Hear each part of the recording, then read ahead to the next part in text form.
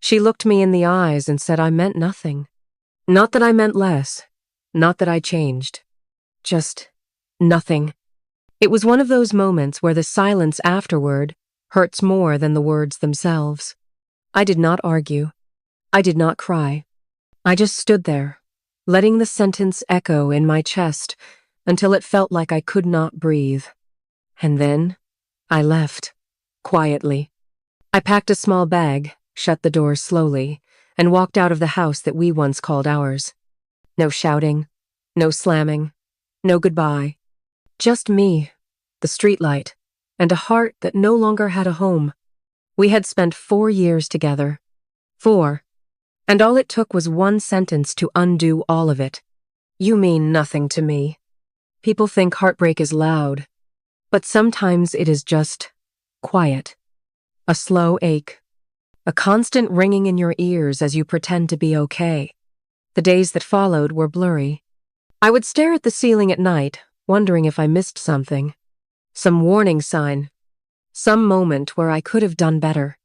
But the truth is, I loved her with everything I had, and it still was not enough. I had heard about him before. Her coworker. The one who made her laugh in ways I could not. The one with the expensive shoes and fake charm. She said it was nothing. That I was being insecure. But the heart knows. It always knows. And still, I tried. I fought for her in ways I never fought for anyone. Late-night talks. Forgiveness for missed calls. Patience when her affection began to fade. Until that night, when she finally said it. Like it had been waiting on her tongue for months. I meant nothing. I do not know how I made it out the door. How I did not collapse on the floor. But I did. Weeks passed. Not a word from her. Not a text. Not even a forwarded meme she used to send. Nothing. I started healing the only way I knew how. Through silence. Through small victories like going a whole day without checking her social media. Through deep breaths when her name flashed in my memories. Then one night, I saw her on Instagram, with him, smiling like nothing had ever gone wrong, like I never existed. It hurt. Of course it did. But it also told me something. She had moved on. So I tried to do the same. I went back to the gym, started meeting old friends, found music that did not remind me of her. I did not hate her. I just accepted that sometimes love is not enough to keep someone. But then, one night, my phone lit up. It was her.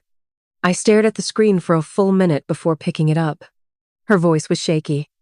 She asked if we could talk. I said nothing. She asked again. This time, almost whispering. Please. We met at a quiet cafe the next day. She looks different. Messier. Tired. But the moment she saw me, her eyes filled with tears. She said he left her. Just walked out one day. Told her she was too much. That he needed space. Now she was the one who felt like nothing. She started listing things. How I never let her feel unloved. How I was always patient. How I made her laugh without trying. She said, I did not know what I had until I lost it. I just listened. Quietly. Like I had done the night she broke me. She reached across the table and said she missed me.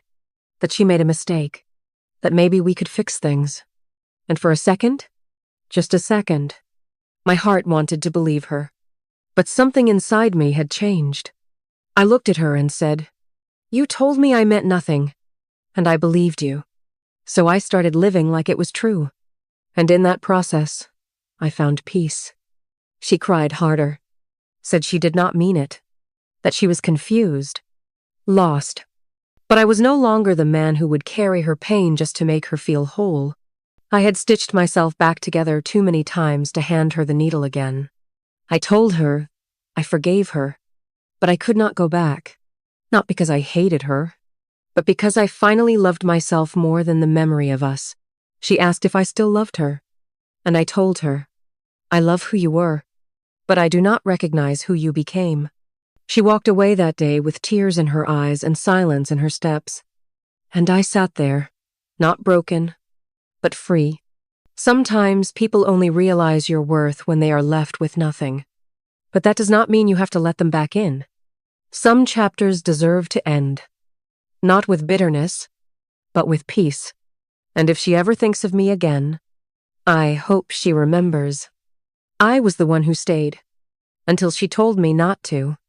And when she finally needed me, I had already learned to need myself.